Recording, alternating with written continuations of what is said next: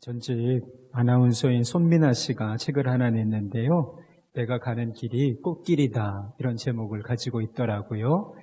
내용을 살펴보지는 못했습니다. 내가 가는 길이 꽃길이다, 그랬으면 좋겠네요. 아나운서로서 아주 성공적인 삶을 추구하다가 이게 뭔가 이런 후회가 밀려와서 회사를 퇴직하고 지금은 여행 작가로서의 삶을 살고 있는 분이세요.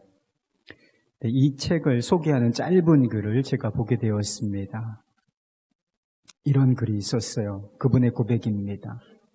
아나운서로서의 삶은 남부러울 것이 없었다. 인기 절정의 프로그램을 섭렵했고 9시 뉴스 앵커에까지 앉게 되었다. 그런데 어느 날부터 허전함이 밀려들었다. 나는 휴가를 내고 몰디브로 향했다. 그곳에서 이탈리아 여의사를 만났다. 그녀는 결혼을 앞두고 자신의 삶을 돌아보기 위해 혼자 몰디브에 왔다고 했다. 나는 휴가 대부분을 그녀와 함께 했다. 우리는 오랜 친구처럼 속 깊은 얘기를 나눴다. 내가 떠나기 하루 전 그녀는 말했다. 지난 일주일 동안 너를 잘 알게 되었다고 믿었어. 그런데 막상 생각해보니 내가 누구인지 잘 모르겠어. 아나운서 손민아가 아닌 너 자신에 대해서 말해줄 수 있겠니? 순간 머리가 하얘졌다. 그녀는 다시 질문했다. 미나야, 행복하니? 나는 질문에 대답하지 못했다. 예스라는 한마디를 내뱉을 수 없다는 사실은 큰 충격이었다. 이렇게 아주 짧은 글이 올라와 있더라고요. 여러분 행복하십니까? 여러분 행복하세요? 네, 만약 우리가 예스라고 하는 대답을 쉽게 할 수 없다면 여러분도 여러분 자신에게 한번 물어보세요. 누구야? 넌 누구니? 당신은 누구입니까?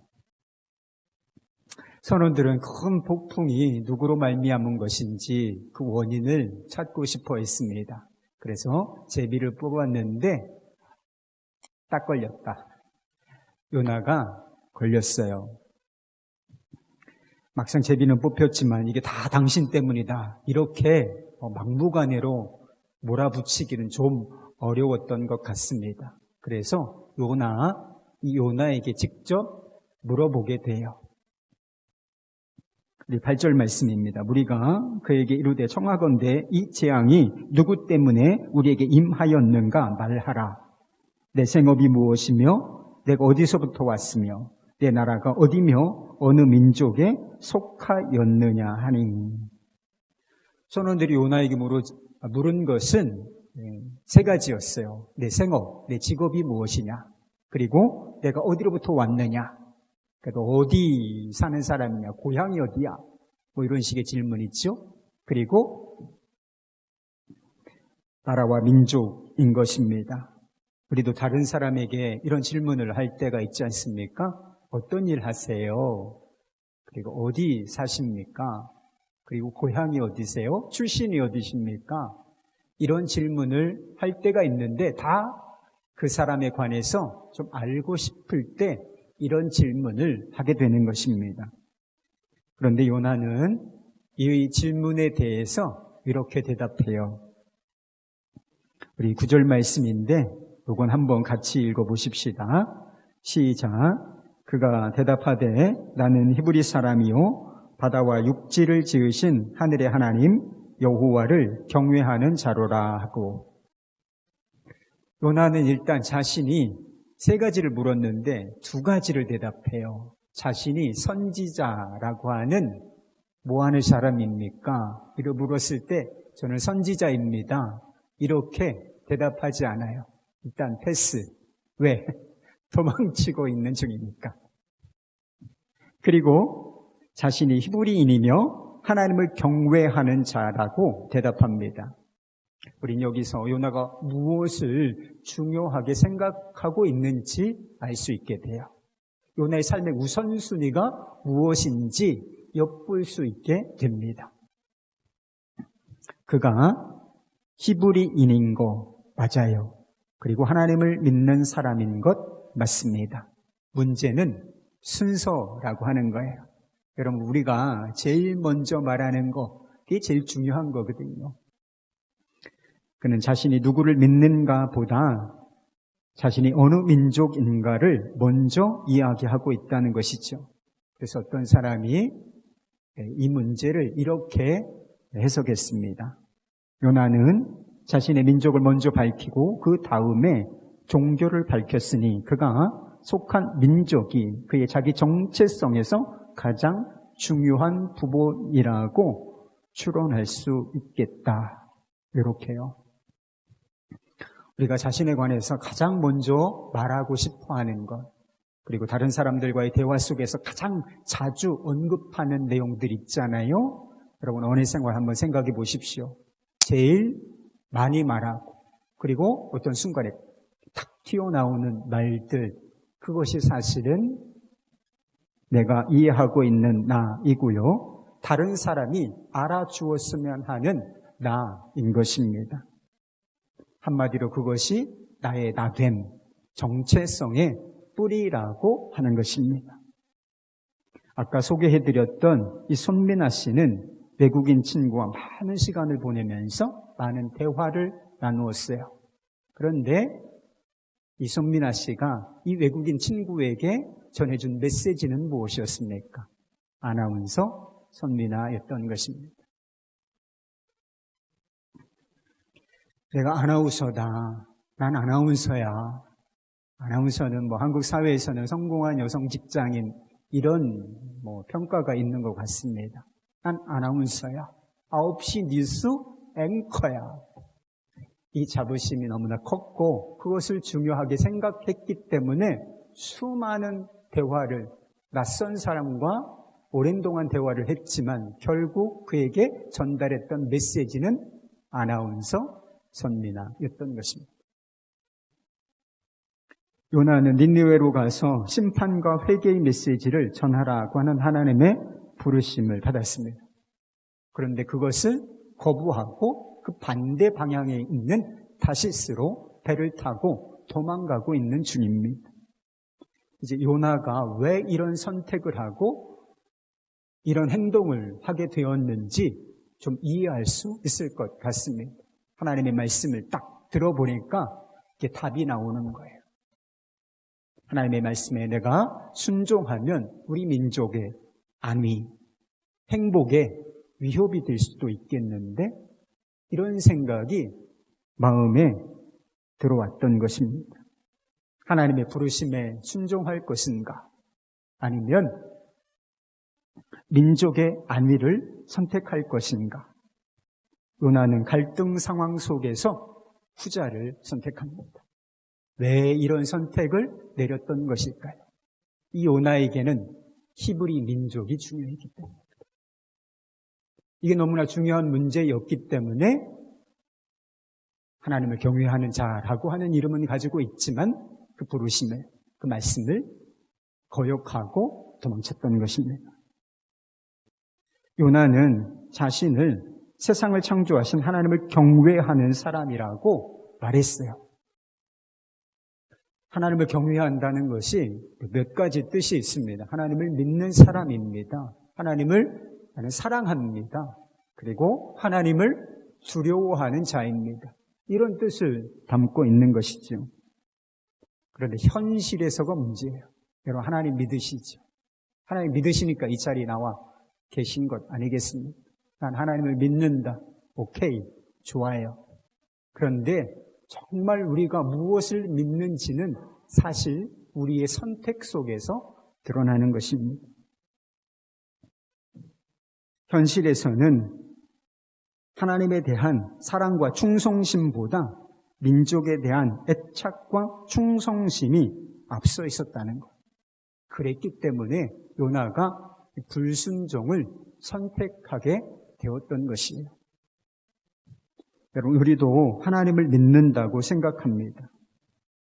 그런데 우리가 정말 무엇을 믿는지는 우리가 선택하는 것을 보면 알 수 있습니다.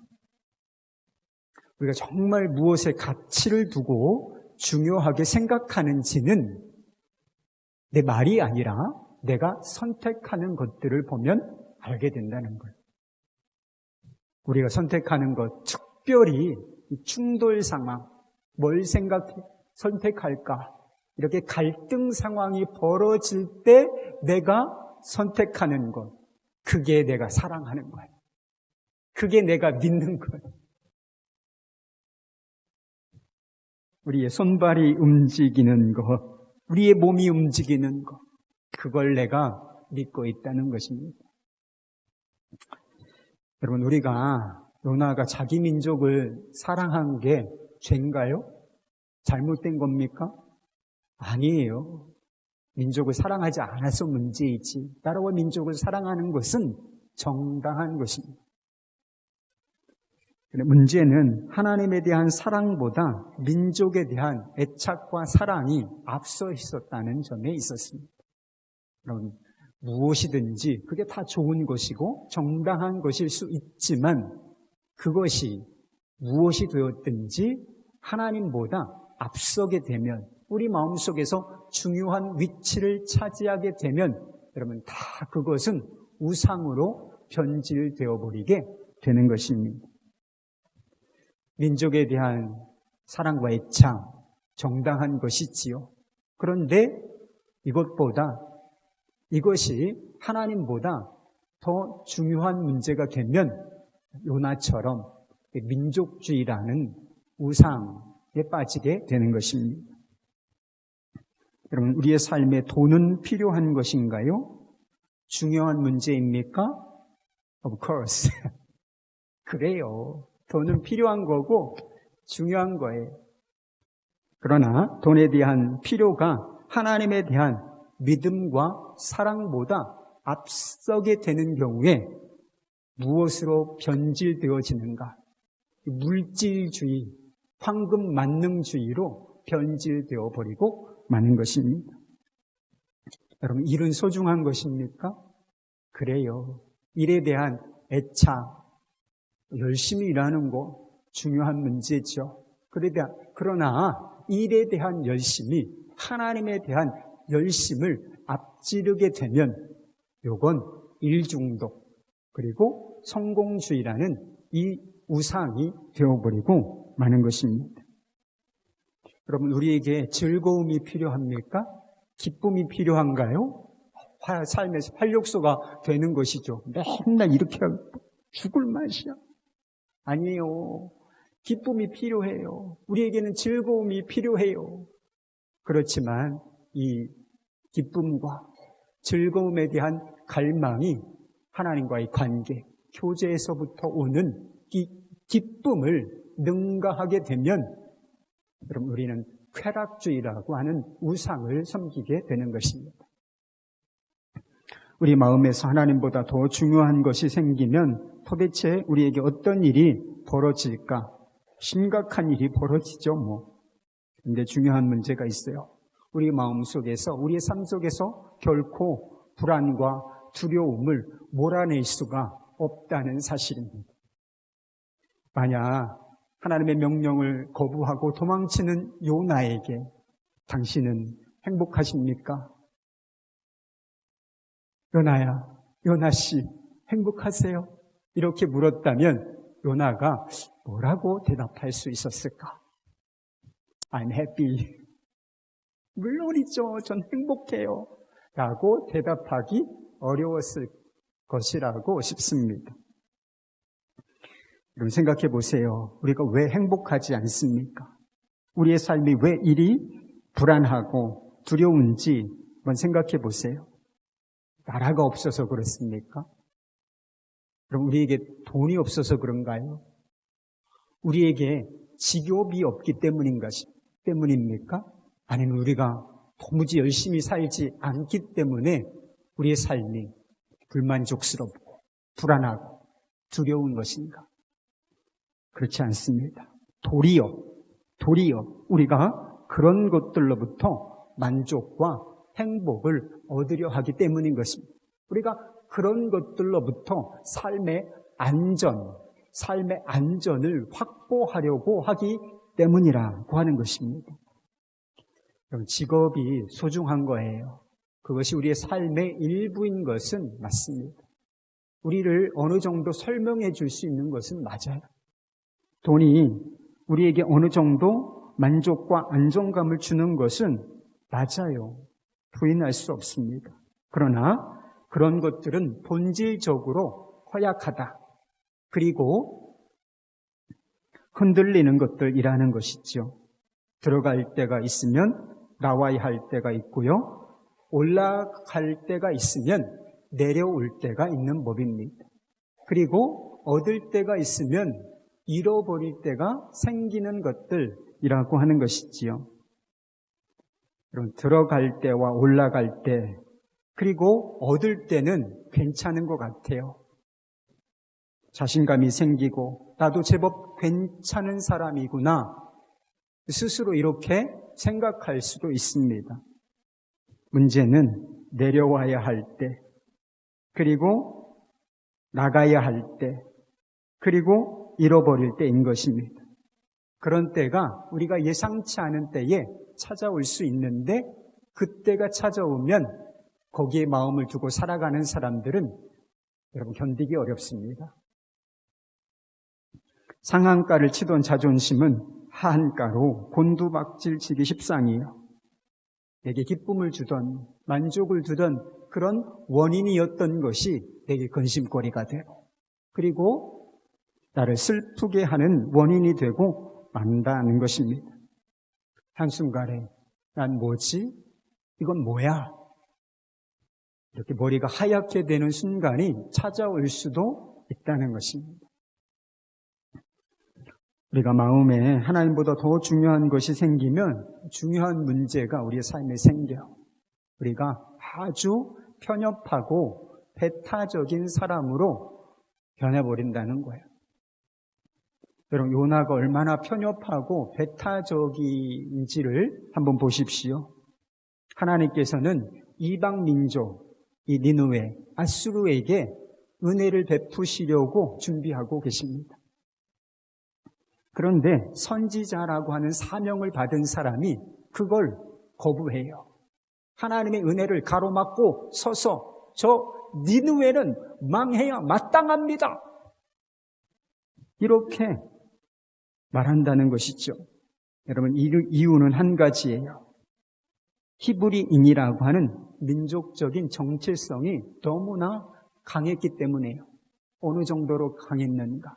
그것이 하나님과의 관계, 그리고 하나님에 대한 믿음, 하나님에 대한 사랑, 이것보다 더 중요하게 여겨질 정도로 그가 히브리 민족, 여기에 자신의 삶의 근거를 두고 있었다는 것입니다. 반면에 이방인들이었던 선원들이 요나보다 훨씬 더 젠틀하고 아주 수용적인 모습을 보이는 것을 보아요. 요나가 제비뽑기에 뽑히고 요나 스스로 그래, 이거 나 때문이다. 그리고 나를 바다에 던지라. 이렇게 얘기합니다. 그런데 그럼에도 불구하고 확 달려들어가지고 확 집어던지지 않습니다. 이 상황을 어떻게든 지나가고 요나의 생명을 보호하고자 한간힘을 쓰는 모습이 뒤이어서 나오게 돼요. 그러니까 드러나는 모습만 보면 누가 하나님의 사람이요? 누가 하나님의 사람인지 잘 모를 정도가 되어버렸습니다. 여러분, 우리 상황도, 우리 사회도 요즘에는 다문화 사회가 되었습니다. 주변에서 외국인들 자주 볼 수 있어요. 특별히 외국인 노동자로 오신 분들 많이 있습니다. 그런데 아시아권에서 오신 외국인들, 그리고 북한에서 탈북하셔서 한국 사회에 정착하신 분들, 이런 분들 한국 사회에서 발 딛고 살기 어렵다. 이런 이야기를 자주 듣습니다. 그래서 북한을 위해서 기도할 때 탈북자들 한국 사회에 잘 정착하고 뿌리 내릴 수 있도록 도와주십시오 라고 우리가 기도하고 있습니다. 여러분, 그들이 그렇게 이 한국 사회에 적응하기가 어려운 이유가 무엇이겠습니까? 우리가 배타적으로 행동하고 있기 때문인 것입니다. 우리가 그들에 대해서 배타적으로 행동하는 이유가 무엇이죠? 경제적인 수준이 있잖아요. 우리가 3만 불 시대를 넘었는데 경제적인 수준이나 그리고 문화 상대적인 것인데 이것을 절대적으로 평가하고 그것에 자부심을 느끼고 우월감을 느끼고 있으니까 그걸 갖지 못한 사람들을 깔보고 무시하고 우리의 삶의 테두리 안에서 배척하고 있는 것이지요. 돈을 중요하게 생각하고 거기에서 안정감을 누리려고 하는 사람들은 반드시 다른 사람, 돈을 갖지 못한 사람들, 가난한 사람 다 깔보고 무시하게 돼 있어요. 여러분 학벌 중요하게 생각하는 사람 있죠.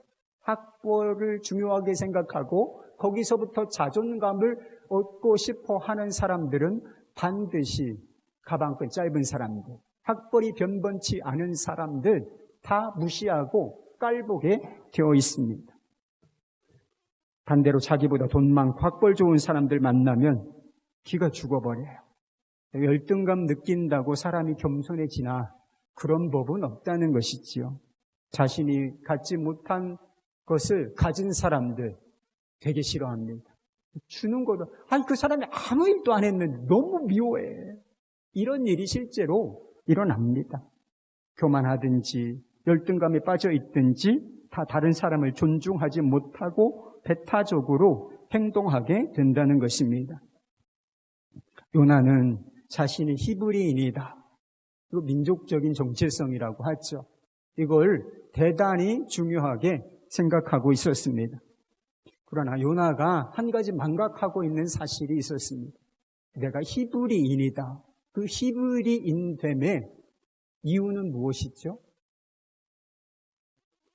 여러분, 히브리인이라고 하는 것은 이스라엘 백성들은 선택받은 민족이었습니다.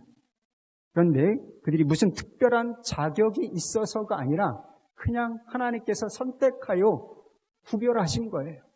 불러내신 민족이라는 것이지요. 여러분, 이것을 우리는 은혜라고 부르는 거예요. 은혜로 택함을 받은 백성들인 것입니다. 지금도 하나님께서 요나를 어떻게 대우하고 계신가를 한번 보시기 바랍니다. 하나님의 명령을 거부하고 도망치고 있어요. 잘 가라! 이렇게 하시지 아니하고 요나를 추적하세요. 집요하게 따라가신다는 것이죠. 그리고 결국은 요나를 다시 사명자의 자리에 세워내시려고 하시는 모습을 보게 됩니다. 그러니까 요나는 자신이 알지 못했지만 하나님의 은혜가 그를 붙들고 있었던 거예요. 하나님의 은혜가 그의 삶을 관통하고 있었지만 요나는 그것을 보지 못했다는 거예요. 왜? 자기가 너무 중요하게 생각하고 있는 것이 있으니까. 여러분, 은혜는 망각하고 은혜의 결과만 남았어요. 하나님의 은혜는, 하나님은 사라지고 하나님이 주신 선물만 남았어요. 이게 뭐가 돼요? 선민의식, 특권의식 이런 것만 남은 거예요. 그러니까 선민의식, 특권의식 가지고 이방인들은 은혜 받으면 안 돼. 이렇게까지 막 나가게 되는 것입니다. 자신을 삶을 관통하는 이 은혜를 보지 못하니까 어처구니 없게도 선지자가 하나님의 은혜를 가로막고 은혜에 저항하고 있는 모습을 보인다는 것입니다. 여러분께 묻고 싶습니다. 여러분 정말 하나님의 은혜를 아십니까? 내 삶을 둘러싸는 은혜, 여러분의 삶을 관통하는 그 은혜를 여러분은 알고 계신가? 묻는 것입니다. 우리는 다 하나님을 버린 죄인들이었습니다. 그럼 죄는 어떤 특징을 가지고 있는가? 다 우리를 자기 중심적인 존재, 자기 집중하는 존재로 만든다는 거예요. 그리고 다 벽을 쌓게 만들어요. 하나님과 우리 사이에 벽을 쌓게 만들고요. 나와 너, 우리와 그들을 아주 이렇게 보이지 않는 선 같은 것, 경계를 짓는 모습을 보게 됩니다. 어린 시절에 학교에 초중학교 다닐 때 그런 일 해보셨어요? 짝꿍하고 같이 앉았는데 책상을 같이 공유해야 하는 것 아니겠습니까? 그런데 손을 쫙 거놓고 여기 넘어오면 너 죽어. 죽는다고야 안 하지. 그래도 죽는다는 거예요. 다 내 거라는 거예요. 여러분, 이게 죄성이에요. 죄성에서 나오는 것이고 꼭 우리가 형태만 다르지 다 이렇게 살고 있습니다. 천상천하, 유아 독전. 이렇게 모두를 밀쳐냅니다. 하나님도 밀쳐내고 다른 사람도 밀쳐내고 내 삶에서 다 밀쳐내면서 나중에는 어떻게 내느냐? 자기도 밀쳐내고 그래서 영적으로 관계적으로 아주 고립되고 고사될 지경에 이르게 만드는 것이 바로 죄예요. 여러분, 우리는 배척당해야 마땅한 죄인들이었습니다. 그런데 하나님께서는 우리를 어떻게 대우하시는가? 죄인들에게 은혜를 베푸신다는 것이죠. 육신의 몸을 입으시고 이 세상을 뚫고 들어오시는 거예요. 우리는 막 벽을 쳐대는데 하나님은 그 세상으로 뚫고 들어오신다는 것입니다. 그리고 자기 육체로 우리가 쌓아놓은 그 벽, 죄가 쌓아놓은 그 벽, 그것을 치고 또 쳐서 무너뜨리셨다는 것. 그리고 자기 자신은 그 무너진 벽에 의해서 깔려 죽게 되시는 일이 있었습니다. 여러분, 이게 뭐예요? 예수님의 십자가를 말하는 것입니다. 죄인인 우리가 어떻게 거룩하신 하나님과 화목하게 되었습니까? 나 같은 자가 어떻게 하나님의 자녀다, 하나님의 아들이야 나, 이런 신분을 얻게 되었는가요? 저주받게는 받을 것이 없었던 사람들이죠. 그런데 하늘에 속한 모든 신령한 복을 받은 자, 이런 복덩어리예요, 우리가. 우리가 어떻게 그렇게 복받은 자 복덩어리가 되었는가? 여러분, 우리의 힘으로, 노력으로, 어떤 자격으로 된 것이 아닌 것입니다. 오직 세상을 뚫고 들어오신 은혜, 내 삶을 둘러싸고 내 삶을 관통하신 그 주님의 은혜, 그것 때문에 내가 그런 자가 된 것입니다. 여러분, 어디 그뿐입니까? 지금 여러분들 사실 많은 것 가지고 있어요. 항상 부족하다 이렇게 생각하지만 되게 많아 가진 게. 안 그래요, 여러분? 내가 감사절 보낼 거지만 우리 삶에 얼마나 하나님께서 주신 것이 많습니까? 우리의 노력과 수고가 있지만 근본적으로는 다 하나님께서 은혜로 주신 것들 아니겠습니까? 우리가 우리 자신에 관해서 결코 잊지 말아야 할 한 가지 진리가 있는 것. 그것은 나는 은혜 받은 자이다. 하나님의 은혜가 나를 살렸다. 하나님의 은혜가 나를 붙들고 있다라고 하는 사실. 여러분, 이것은 결코 잊으시면 안 되는 것입니다. 사도 바울은 자신이 누구인지에 대해서 고린도전서 15장 10절에서 이렇게 말했던 적이 있습니다. 그러나 내가 나 된 것은 하나님의 은혜로 된 것이니 내게 주신 그의 은혜가 헛되지 아니하여 내가 모든 사도보다 더 많이 수고하였으나 내가 한 것이 아니요 오직 나와 함께 하신 하나님의 은혜로라. 여러분, 이 짧은 구절에도 하나님의 은혜라고 하는 것이 몇 번씩이나 반복됩니다. 한마디로 나는 은혜 받은 자입니다. 이 모든 것이 하나님의 은혜입니다. 라고 고백하고 있는 것이지요. 그는 복음을 전하면서 다른 사도들, 베드로와 요한, 야고보 이런 사도들보다도 더 많이 노력하고 애쓰고 수고했다는 거예요. 그런데 나 자랑할 게 없다. 교만할 거 없다. 그래요. 고린도 교회 안에 사도 바울을 좋아하는 사람들 있었지만 좋아하는 사람들만 있었던 것이 아니라 되게 싫어하는 사람들 많았습니다. 사도 바울도 사도야? 아니야. 넌 사도권이 없어. 우리를 가르칠 자격이 없어.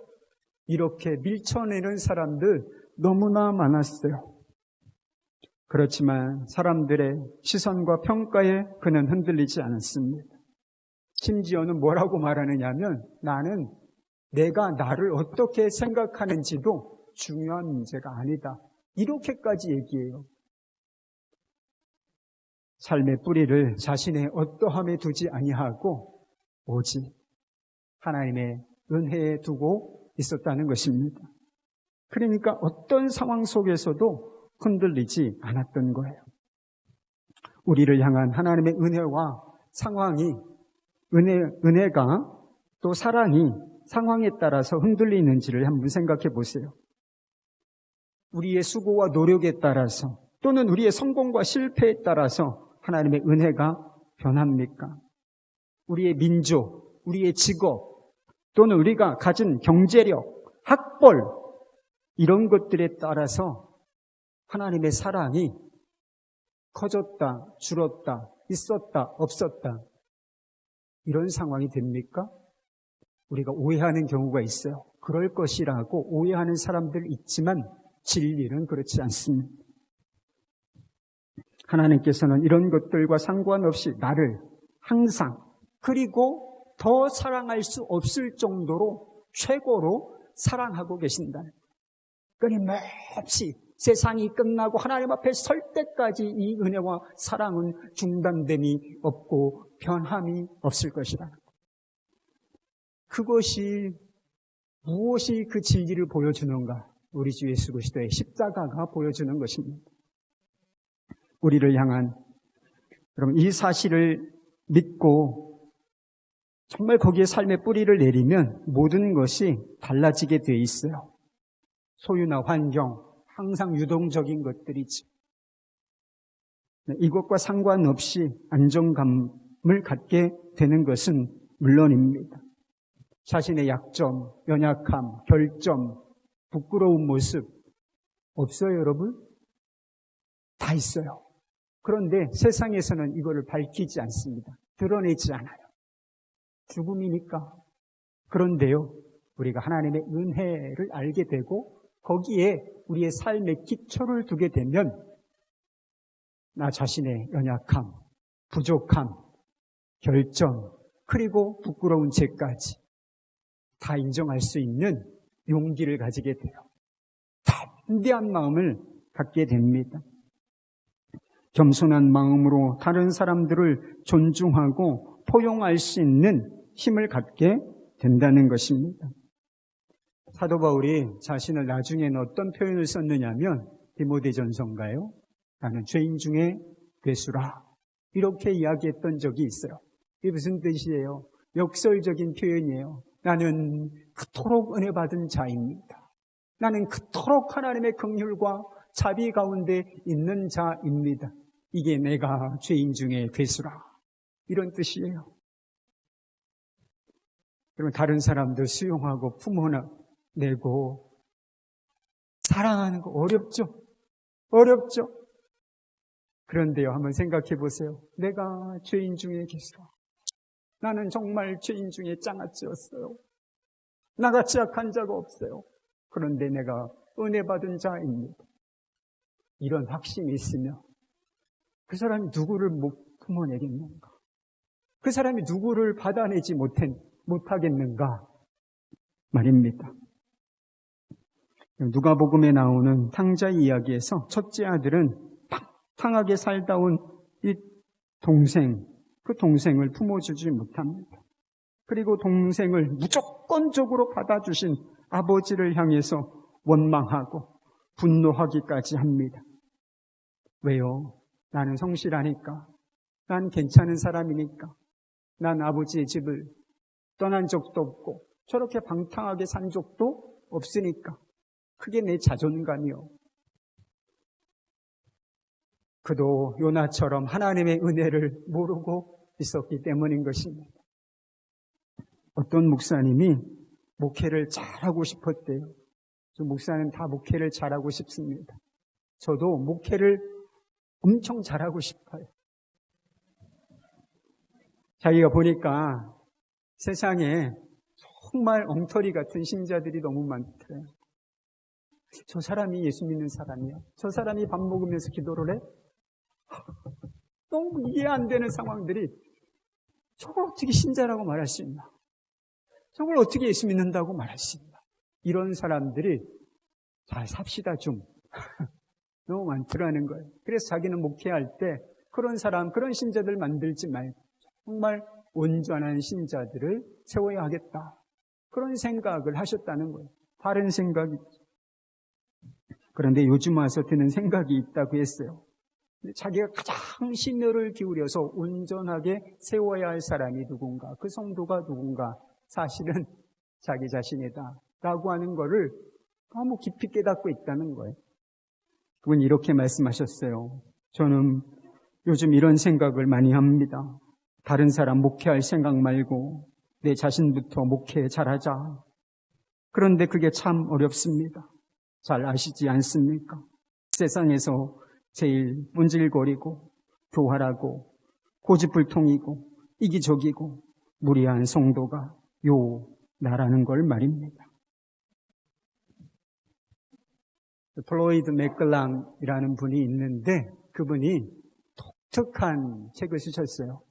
제자도에 아주 정통하신 분인데 내가 좋아하지 않는 사람 사랑하기 라는 책을 썼어요. 좋아하지 않는 사람이 있죠. 저 인간이. 그런데 사랑하라고 하는 부르심을 받았잖아요. 근데 내가 좋아하지 않는 사람 어떻게 사랑하나? 얘가 나와요. 주변에서 나를 근거도 없이 비난하고 욕하고 돌아다니는 사람 있죠? 그런 사람 어떻게 수용하고 품고 용서하고 사랑할 수 있겠는가 말입니다. 역설적으로 한번 생각해 보라는 거예요. 그 사람이 나의 진짜 모습을 알까? 모를 거라는 거예요. 그런데 그 사람이 나의 진짜 모습을 알게 되면 저 사람이 저 정도 욕만 하고 다닐까? 저 정도 나를 비난할까? 그게 아닐 것 같더라는 거예요. 나의 진짜 모습을 알면 저 사람이 지금보다 몇 배나 더 비난하고 나를 욕할 것이다. 이게 너무나 분명하다. 그런데 잘 모르니까 저 정도만 하는 것이지. 그러니 얼마나 미안하고 얼마나 고마운 일인가. 그렇게 생각이 전환되면 품을 수 있다. 여러분, 이거는 우스갯소리가 아니에요. 실제로 우리는 다른 사람이 우리에 대해서 생각하는 것보다, 그리고 우리 자신이 우리 자신에 관해서 생각하는 것보다 훨씬 못되고 나쁜 사람입니다.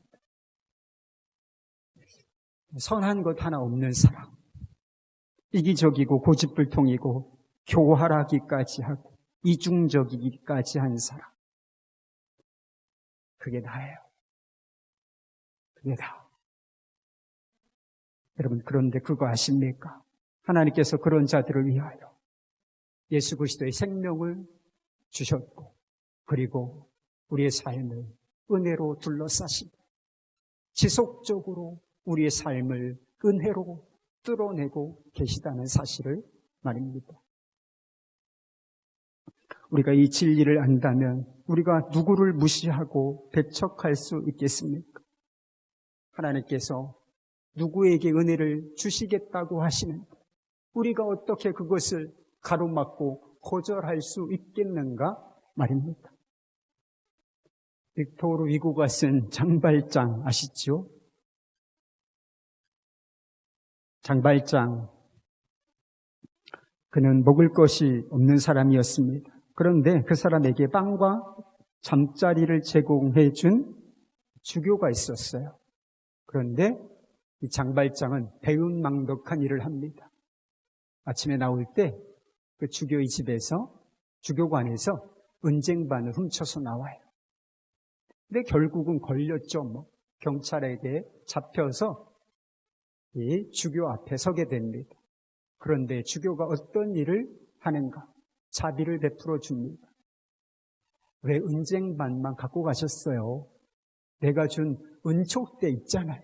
은촉대는 두고 가셨습니다. 자, 가지고 가십시오. 이렇게 호의를 베풀면서 그 경찰의 소나기에서 풀려날 수 있도록 도와줘요. 이게 뭔가? 주교의 자비로운 행동이 이 장발장의 마음 깊은 곳까지 흔들어 놓습니다. 처음에는 주교의 호의에 장발장은 오만함으로 맞서요. 그때부터 장발장의 마음에서 전투가 벌어집니다. 그 너그러운 마음씨에 저항하며 냉혹한 그 못된 성질이 마음의 뿌리를 내리게 될 것이고, 포기하고 항복하면 자신에게 오랜 세월 동안 상처를 주었던 사람들을 그 증오하는 그 기쁨을 버려야 했습니다. 정복하느냐, 정복당하느냐. 거대한 마지막 전투가 시작되었을 때 장발장이 선택해요. 은혜에 항복하는 쪽으로 말입니다. 은혜가 그의 마음 속으로 쏟아져 들어왔습니다. 은혜가 그의 삶을 둘러싸게 됐어요. 은혜 위에 서게 됐습니다. 그리고 그 자신도 다른 사람에게 호의를 베풀고 다른 사람에게 은혜를 베푸는 호의로운 삶을 사는 것을 선택하게 됩니다. 이 장발장에 보면 이 장발장을 그냥 평생 쫓아다니는 사람이 있어요. 지구 끝까지라도 쫓아갈 것 같은 사람. 자대경감이라는 사람. 그런데 상황이 역전돼가지고 이 자대경감을 없애버릴 수 있는 그런 기회를 얻게 됩니다. 그런데 그 순간에도 이 장발장은 자비를 베풀어 줍니다. 도와줘요. 존재의 뿌리가 완전히 변해 있었기 때문입니다. 혹시 여러분의 마음속에서도 거대한 싸움이 벌어지고 있지 않습니까? 정복할 것인가? 정복당할 것인가? 피할 것인가? 순종할 것인가? 사랑하는 여러분, 은혜에 항복하는 편을 선택하실 수 있기를 바랍니다. 하나님의 은혜에 여러분의 삶의 뿌리를 내리시기를 바랍니다.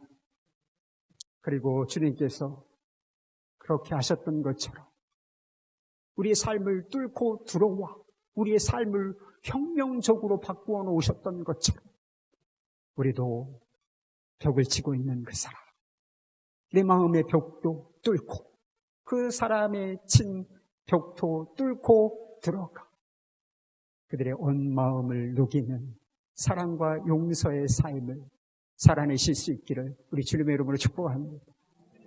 우리 함께 기도하십시다.